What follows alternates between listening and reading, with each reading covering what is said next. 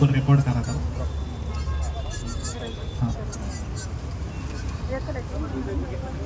हे बघा, म्हणजे मुद्दा हा आहे की महाराष्ट्रामध्ये सावित्रीबाई फुले असतील, महात्मा फुले असतील यांनी शाळा चालू केल्या. म्हणजे असं म्हणेल की सर्वसामान्य कुटुंबातील लोक शाळेत जायला शिकली ती महाराष्ट्रापासून, बरोबर आहे.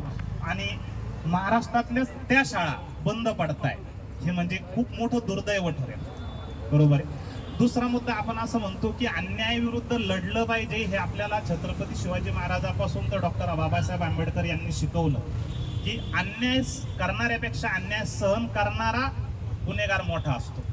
आणि जे घरी बसलेत का ते अन्याय सहन करू राहिले, ते असं जी इथं आले नाहीत, घरी बसून म्हणताय की आम्ही आमच्या आंदोलनाला सपोर्ट आहे, तो सपोर्ट काही कामाचा नाही. तुम्ही अन्याय सहन करताय.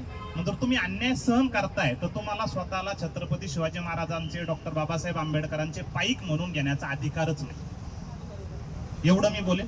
आणि जर तुम्ही स्वतः मानता छत्रपती शिवाजी महाराजांना, डॉक्टर बाबासाहेब आंबेडकरांना, महात्मा ज्योतिबा फुलेंना, तर इथं उपस्थित राहा.